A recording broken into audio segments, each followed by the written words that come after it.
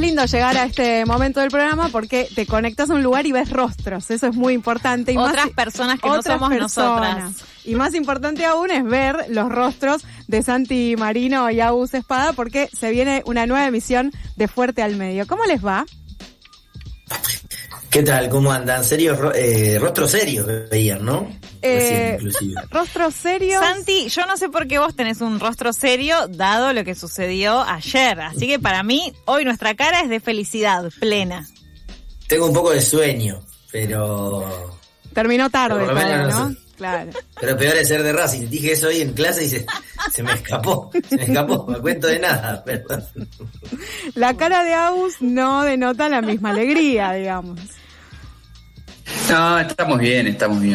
Para las no futboleras nos deja un poco afuera. Bueno, River le ganó a Racing ayer en nuestra casa, así que todo es algarabía, desde que además el Chacho Coudet tomó las riendas de River Plate. Bueno, en Racing jugaron, no en la casa de ustedes, te digo. Ah, tenés razón, jugaron en Racing, es verdad. Es más importante. No, claro, es que me confundí de casa del DNI, claro, casa del corazón. Me había perdido por un momento, pero sabíamos cosas desde la semana pasada. Claro. Y Boca jugó con Independiente en la casa de Boca, no en la de Independiente, y empatamos 1-1, rari, igual. Ahí va. Sí, podemos decir que lamentablemente la sacamos barata, así como también podemos decir que si el fútbol fuese solamente 11 contra 11, quizás lo ganábamos, pero hay árbitros que a veces se interponen. Bueno, lo mismo quizás se armó ahí una discusión, perdón Santi, perdón Mailu, se armó una discusión también sobre el jugador 12 en Racing River, porque digámoslo, yo estoy muy contenta. La figura de la cancha de River es un jugador de Racing. Totalmente, estoy muy de acuerdo. Lo cual habla del rendimiento del Club Atlético River Plate, también. Una cosa es el rendimiento matemático, otra cosa es el rendimiento futbolístico. Es un deporte injusto igual, porque uno puede tener el mejor equipo del mundo, pero metiste un gol y el otro no, y bueno, y así es la vida. Es cierto, eso es cierto, tanto como es falso que River tenga algo parecido a un equipo de los mejores de Argentina, digamos, pero bueno.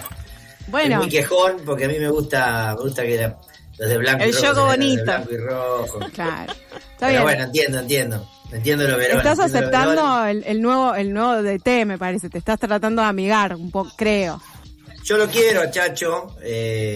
Abro la ventana un poco cuando declara porque soy muy alérgico y el humo me hace mal. Tengo un gran cariño como jugador. Me parece un buen técnico. Lo que me estoy amigando de la idea de que River tiene un plantel caro, pero eso no quiere decir que tenga un buen plantel. Exacto. Y ya quedó demostrado, ¿no? En campeonatos anteriores incluso. Y no voy a decir quién es el responsable porque para que lo digan los otros. Porque yo tengo un muñequito acá. Es su corazón. Su corazón. Bueno, decíamos... Era todo rojo, era las últimas, está callado Agustín porque las últimas semanas fue todo rojo. El programa segmento. La semana pasada ya festejaron con las cuestiones rojas, así que estamos. Claro. Bueno. Esta semana tocó River. Claro. Está bien. Muchos escucharon a Costa Febre de nuevo, el miércoles sobre todo, porque no podían sintonizar al partido, así que hicimos una especie de River monumental. Un ratito, no sea cosa que el lunes nos hagamos los otarios y no hablemos de nada, ¿no? Total. Che, ahí justo vos decías, Costa Febre es el que está saliendo por el Destape, perdón, pero... Sí, entre otras, sí. Porque ahí hubo un tema, ¿no? Que supuestamente apagaron el Destape en la FM y solo sigue por AM. ¿Es así? Sí, desarmaron la programación de la 107.3, que fue el primer dial que tuvo Radio El Destape cuando consiguieron el dial de Radio El Mundo, ¿no? Que es la 1070 de AM. Por algunos meses creo que transmitieron en duplex entre la AM y la FM y después decidieron apostar a armar algo propio con un perfil más joven, un perfil más FM.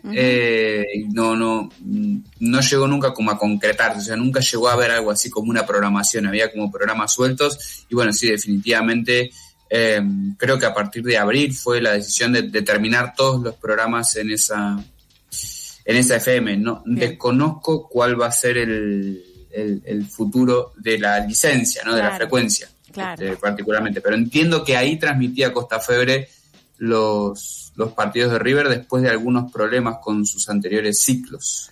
Claro, sí, alguna vez tendremos que volver a hacer pronto podemos hacer una columna sobre radio, ¿no? Que tenemos ahí dejada de lado como tema, pero como hinchún de River y histórico escucha de Costafebre y viene a cuento, diré, claro, Costafebre es un histórico transmisor, digamos, un histórico relator de la campaña de River, al que le cuesta conseguir cada vez más en qué radio tener el acuerdo para salir por el dial. No es lo mismo para una transmisión partidaria salir o no por la radio, sobre todo para ese perfil, ¿no? No estamos hablando de Davos Eneise que hace sus reacciones o los similares de cualquier club que hacen sus reacciones por YouTube y que tienen su modelo de negocio diferente. Costafebre tiene auspiciantes, necesita que ese auspicio salga en el vivo y en el vivo de la radio. Y entonces, los últimos 4 años debe haber hecho acuerdos con 4 emisoras distintas, desde Radio del Plata, que después terminó muy mal, hasta este acuerdo que salió mal, a mi modo de ver, en términos radiales, con el Destape, por lo que Agustín cuenta. No le va tan mal en el término de, digamos, a veces semanalmente emiten su programa en la señal en el canal de YouTube del Destape, creo que los lunes a la noche. Pero efectivamente yo mandaba el chiste porque la semana pasada, cuando River debutó por Sudamericana, en un partido que era de los que tienen exclusiva DirecTV, hubo muchísima dificultad para acceder a verlo.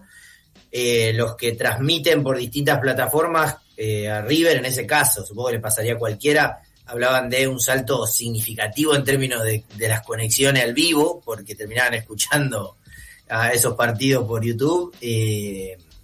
Y bueno, entre ellos Costafebre también, pero claro. Sí, tampoco es cuando uno va a la cancha, pone AM, que yo voy con papá y él quiere escuchar la radio, no se escucha el partido por la AM del Destape.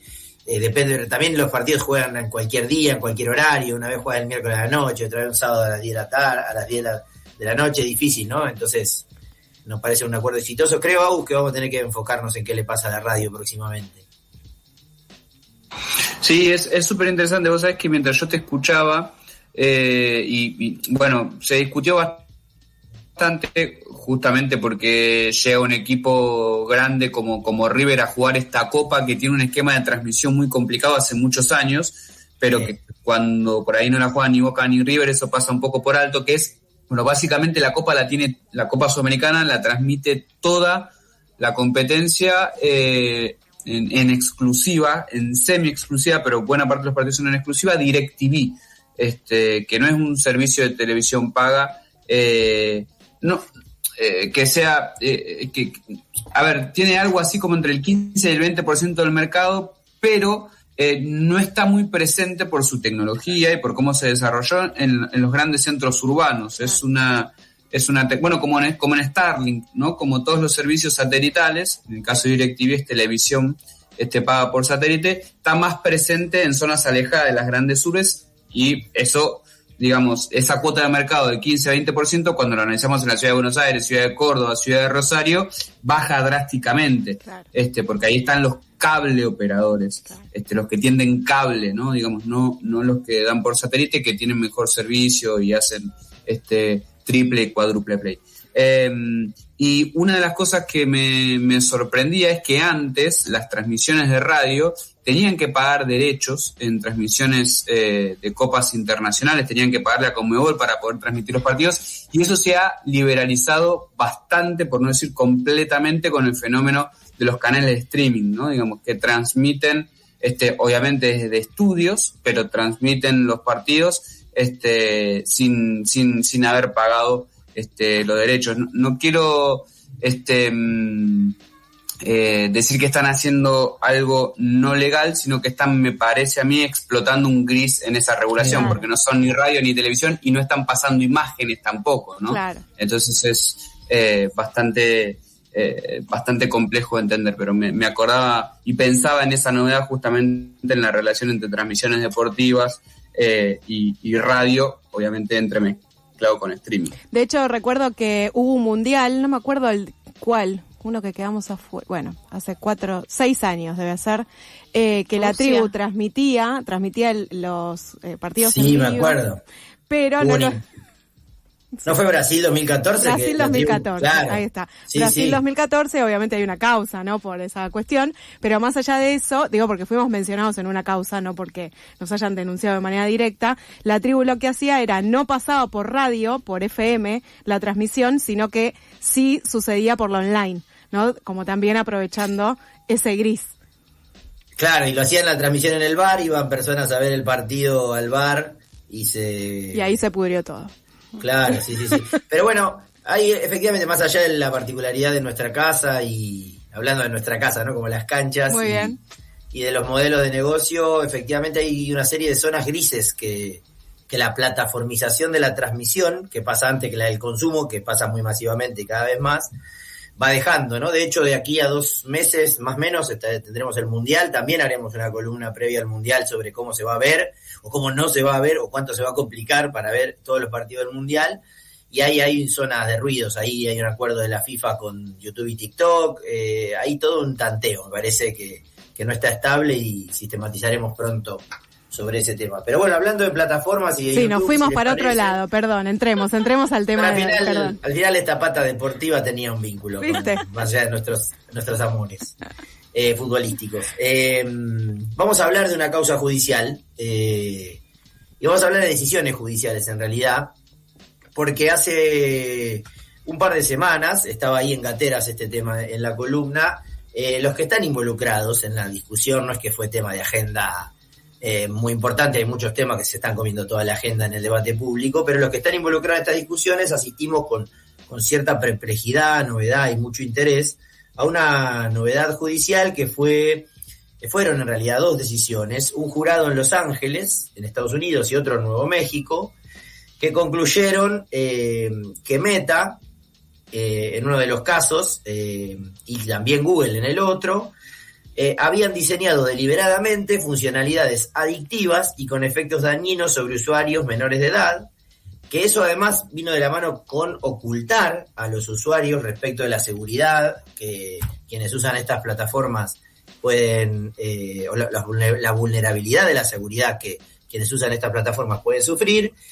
Y esa decisión judicial no solo los encontró culpables en distinta medida y en distintos aspectos en cada caso, sino que además incluyeron indemnizaciones millonarias, que más allá de esto, Agustín hace poco dijo algo significativo, como nos vemos en distintos lugares, no me acuerdo si lo dijo en una reunión de investigación o al aire. Quizás lo soñaste, Santi, ya puede ser cualquier cosa. Creo que puede ser también.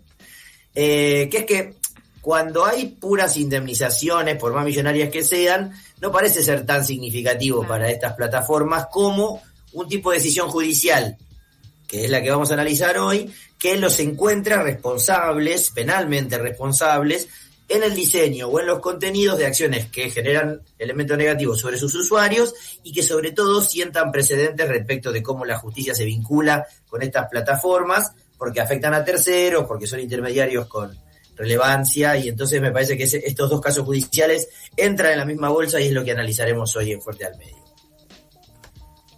Sí, entrando en el análisis de la relevancia o de por qué se vuelven algo trascendentes o bastante trascendentes estos fallos, tiene que ver, si se quiere, con la cuestión jurídica conceptual que lleva a declarar culpables a las distintas plataformas que están en cada una de las causas. Como decía Santi, hablamos de Meta en este fallo sobre este abuso infantil en su plataforma, y otro fallo, ese es en México, y otro fallo en Los Ángeles sobre a ver, lo voy a titular diseños adictivos, ¿sí? Y sus efectos en niñeces y juventudes. Lo novedoso de esta cuestión y de estos 2 fallos, pero especialmente en el fallo de Los Ángeles sobre diseño adictivo, es que el Poder Judicial en este fallo encuentra la forma de hacer responsable a las plataformas no por los contenidos que circulan en las plataformas, que es una discusión bastante extensa y que está bastante saldada en tanto y en cuanto hay algo así como un acuerdo transversal de distintas posturas ideológicas de que no se puede hacer responsable a las plataformas por los contenidos que los distintos usuarios publican en esas plataformas. Sí, sería algo así como hacer responsables a las plataformas por todo lo que hagan sus usuarios dentro de ellas. Pero este fallo lo que sí indica es que estas plataformas fueron y son responsables del diseño algorítmico, ¿sí?, con el que cuentan para relacionarse con los usuarios. Y un poquito más en profundidad, lo que los fallos concluyen es que ese diseño tiene consecuencias para los usuarios que las plataformas deben conocer, ¿sí?, y además deben actuar en consecuencia de ese conocimiento. Lo que dicen los fallos es que estas plataformas diseñan esos algoritmos para que tengan determinadas consecuencias sobre los comportamientos de los usuarios, en algunos casos permitiendo el contacto entre adultos e infantes y niños y niñas, ¿sí?, y en otros casos permitiendo procesos de adicción, ¿no? En el caso de Los Ángeles, de esta familia que denuncia a Instagram y a YouTube, mencionando las plataformas específicas, también denuncian a TikTok y a Snapchat, sí, pero TikTok y Snapchat tuvieron un arreglo extrajudicial, sí, digamos, pagaron para que se los excluyeran, le pagaron a los damnificados para que se los excluyeran. La acusación tiene que ver con los efectos nocivos que tuvieron sobre estas plataformas sobre procesos de ansiedad, depresión y dismorfia corporal. Creo estar utilizando bien los términos sobre una adolescente. Lo que dice la justicia es, bueno, a ver, efectivamente estas plataformas diseñan sus algoritmos para facilitar estos procesos, son conscientes porque tienen estudios que advierten internamente de estos riesgos, hay empleados, trabajadores, directivos de estas plataformas que conocen los efectos de este diseño algorítmico y no hicieron nada por impedirlo. ¿Sí? Vuelvo sobre este punto inicial, que es, entonces, la novedad de estos fallos es que no están sancionando a las plataformas por los contenidos que hay en las plataformas, sino que las están sancionando por los diseños algorítmicos bajo los cuales funcionan, ¿no? Y eso es si se quiere, una innovación conceptual y jurídica en esta discusión.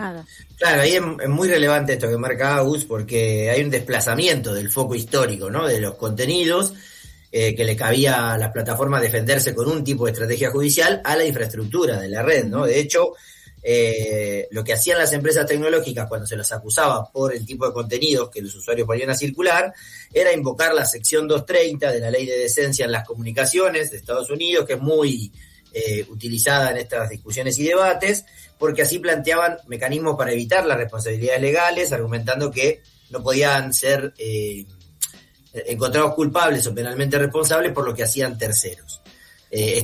Acá no les alcanza la resolución, sección 230 de esta norma, porque estamos hablando de la infraestructura. Y en relación a lo que planteaba Gus de las otras plataformas que habían sido denunciadas, en diciembre del año pasado se habían divulgado documentos judiciales que se desclasificaron, que sostenían que Meta, TikTok, YouTube y Snapchat habrían ocultado evidencia interna sobre los riesgos de adicción, afectaciones a la salud y prácticas que desatendieron la seguridad de niños, niñas y adolescentes para favorecer su crecimiento empresarial.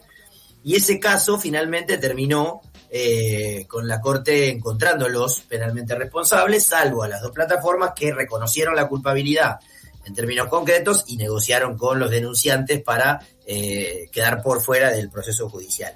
Entonces, ahí hay una cuestión central, insisto, que es pensar que es la arquitectura de las plataformas y no los contenidos lo que fue encontrado como un elemento nocivo para el uso social por parte del Poder Judicial. Ahí tengo una pregunta respecto a esto de la arquitectura, que si efectivamente se encontró que esa arquitectura, ese diseño es nocivo, ¿se hizo al menos algún tipo de recomendación para que eso deje de ser de esa manera? Bueno, en este sentido, sin haber leído el fallo completo y solamente teniendo en cuenta las distintas versiones, acá el fallo judicial, como sucede con otros fallos judiciales en cualquier materia, no hace recomendaciones de regulación ni dice cómo debieran estar regulados, ¿no? Claro. Pero, de todas maneras, en estas discusiones siempre me parece muy relevante pensar qué hay de nuevo y qué hay de viejo, ¿no? Digo, si la justicia, si el Poder Judicial, para decirlo de mejor manera, si el Poder Judicial puede encontrar elementos legales y normativos existentes para determinar que un servicio es adictivo, sea tabaco, juego o redes sociales, quiere decir que, bueno, tampoco es que se necesitan tantas herramientas nuevas, ni tanta novedad ni innovación regulatoria para pensar cómo ponerle el cascabel a este gato, ¿no? Digo, por supuesto que hay algunos ejemplos, podemos mencionarlos, los hemos trabajado en Fuerte al Medio, que son atendibles e interesantes en materia de regulación de plataformas y de servicios digitales, como puede ser las 2 directivas que sancionó, ya no recuerdo si en el 2023 o en el 2024, la Unión Europea sobre servicios y sobre mercados digitales. 2023 se sancionaron, ahí me confirma Santi, pero nada de lo que dicen esas directivas, que por supuesto no tienen nada que ver con la regulación estadounidense, ¿no? Pero nada de lo que dicen esas directivas impide que se lleguen a fallos como los que se llegaron en Estados Unidos, ¿no? Y como los que estamos mencionando, que es, bueno, a ver, digamos, hay que comprobar si esto genera adicción y si los encargados de diseñarlo y de hacer un negocio en torno a esto lo están haciendo adrede o lo están haciendo con desconocimiento. Hay un concepto, una caracterización en el fallo que es, si se quiere, polémica, que es la cuestión de la negligencia, ¿no? Se dice que las plataformas fueron negligentes en este proceso. Y yo no sé, y entiendo que Santi tampoco, no sé hasta dónde se puede hablar de negligencia, ¿no? Claro. En estos casos, cuando en realidad lo que podemos llegar a ver es que hay una voluntad explícita. Claro, es más mala praxis que negligencia, claro, ¿verdad? Si lo ponemos en términos jurídicos, ¿no? Claro. Sí, hay dos cosas muy claras resultan para mí. Por un lado, hay una tentación de quienes no somos abogados y nos acercamos al derecho de pedir una normativa cada vez que encontramos un problema generado por una tecnología más o menos novedosa. Y en realidad a veces el marco jurídico preexistente alcanza para encontrar algún ilícito específico, ¿no? Eso por un lado, digamos. Así como nos enseñó Gustavo Herballo que saber leyes no es saber derecho, el conocimiento del derecho te hace pensar esto, que no todo lo resuelve una ley nueva, porque en ocasiones los delitos son unos, están reconocidos, el instrumento tecnológico puede hacer cambiar el uso social, pero terminás cayendo en el mismo delito. O sea, en un delito tradicional, ya encuadrado, digamos, ¿no? Después está esta cuestión, como plantea Agustín, que si bien no hay normativa específica, estos fallos, o sea, no hay recomendación de normativa específica en los fallos, lo que puede suceder es que funcionen como jurisprudencia, claro, ¿no? Que a partir de que eso es lo novedoso además de estos fallos, además de el desplazamiento de responsabilidad de terceros a cuestiones infraestructurales. La otra cuestión es que es un problema lo de la negligencia, porque la negligencia implica pensar que no se hizo algo para evitar lo que podía suceder.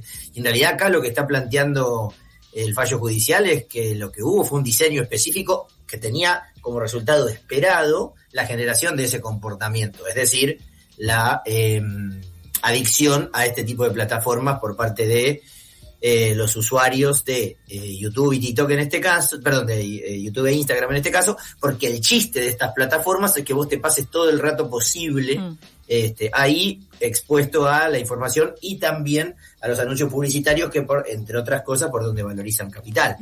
Entonces ahí hay una cuestión que nos alejaría de la demanda de una nueva ley para regular a las plataformas, porque en realidad con las leyes que ya además están probadas y están legitimadas por el paso del tiempo, pueden alcanzar para encontrarlas penalmente responsables. Me quedé pensando, sí, perdón, Santi, no terminé y después sumo algo que me quedé pensando que había. Dale. en esto de la normativa ya existente, mencionabas el artículo 230, ¿no? Y esto vinculado a que ahora estamos hablando de la arquitectura, pero no del contenido subido a las redes, pero pienso en muchas estrategias que se han dado en estos últimos meses, por lo menos, de denunciar un tipo de contenido que vemos que aparece, por ejemplo, en Instagram, y que ahí sí la empresa es quien tiene que hacer algo para que determinado usuario baje un contenido, ¿no? Como que ahí sí hay algo de intervención a partir de o estás publicando una fake news o estás insultando a algún colectivo minoritario, como ahí sí hay cosas que empezaron a aparecer y que no sé si, bueno, es esto, que lo habilita esta misma regulación del artículo 230 o si hay otras cosas que empezaron a aparecer en el medio. Sí, ahí eso nos pone en una discusión en la que quizá ni siquiera estemos de acuerdo, que tiene que ver con lo que el Poder Judicial, por lo menos en Estados Unidos, espera que hagan las plataformas, que es la lógica de la autorregulación y la corregulación, y la posibilidad de privatizar el control del debate público a partir de otorgarle a la plataforma la decisión de bajar un contenido ante la denuncia de un usuario. Claro. Que una cosa es que lo denuncie porque tiene los derechos de transmisión, casi vinculándolo a la primera parte de la columna, a lo que refería Agustín, y otra cosa es porque alguien siente lesionado su derecho o porque muestra que efectivamente hay algún tipo de vulnerabilidad respecto de, no sé, por ejemplo, cuestiones de seguridad. Uh-huh. Hay una trama de discusión ahí. Yo interpreto esto en términos ideológicos, no, uh-huh. Es una postura, no estoy muy de acuerdo con la noción de corregulación, pero algunas organizaciones de derechos humanos o que pugnan por la regulación democrática de estos sistemas sí la proponen como una salida. Yo les iba a destacar 2 puntos más de estos fallos que me parecen destacables. La primera es entender a qué aspectos se mencionan de estos diseños como provocadores o facilitadores de los procesos de adicción. En primer lugar está la cuestión del scroll infinito, que cuando nos lo ponemos a pensar tiene muchísimo sentido. Uh-huh. ¿No? Tenemos esta idea de que siempre hay más y de que podemos usar todo lo que querramos, ¿sí? La libre disponibilidad de contenidos.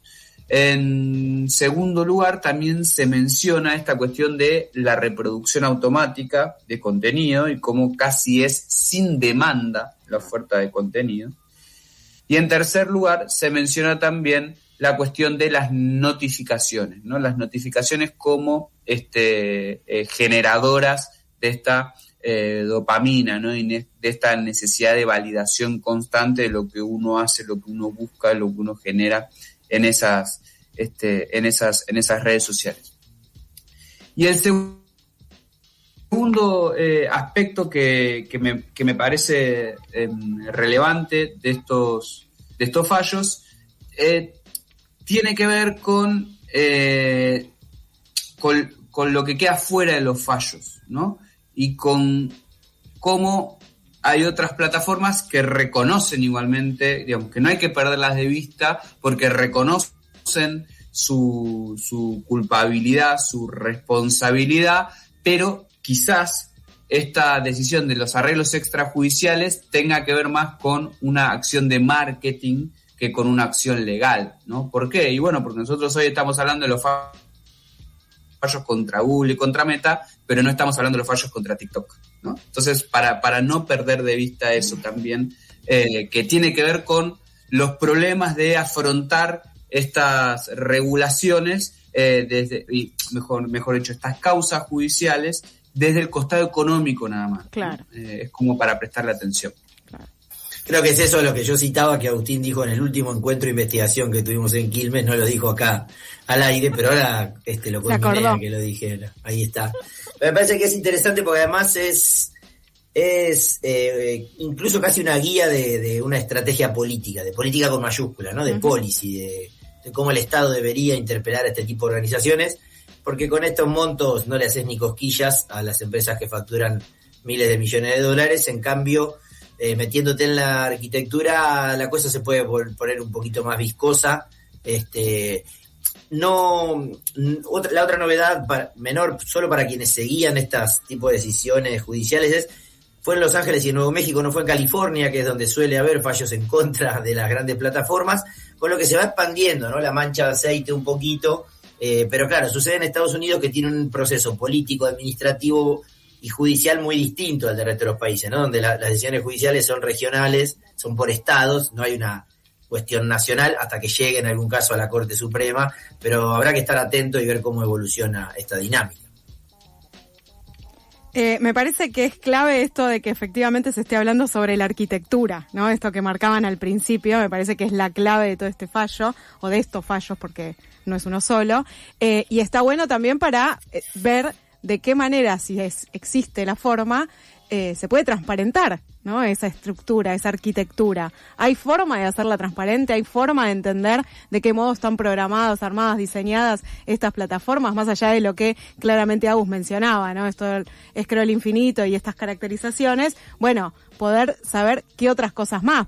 Darle me gusta a algo, ¿no? ¿Qué te genera? ¿Por qué hay que darle me gusta o compartir? Bueno, todas estas cuestiones que ya sabe. Sí, Santi.